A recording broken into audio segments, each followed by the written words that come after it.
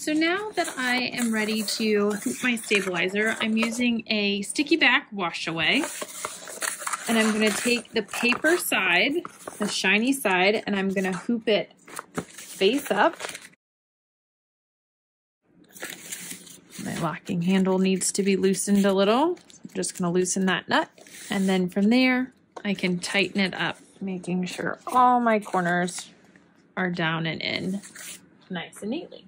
Once I have my stabilizer hooped in the hoop, I'm going to take a fine point scissor or a seam ripper, and I'm just going to gently score that paper.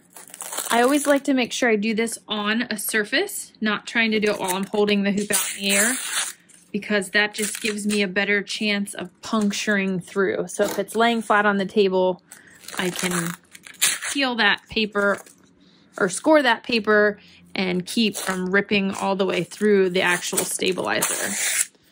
So I've scored my paper and I'm peeling it away, exposing the sticky wash away.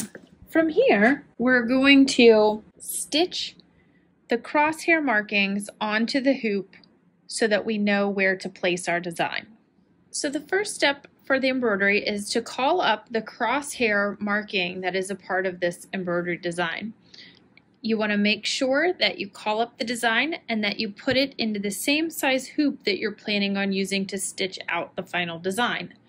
I'm using a 260 by 200 millimeter embroidery hoop. You have a couple options with this design because there are two different sizes.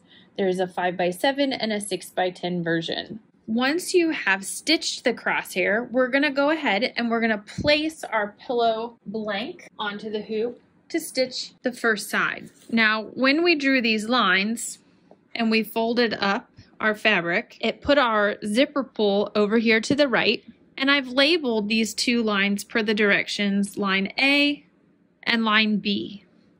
So the first one we're going to work with is line B.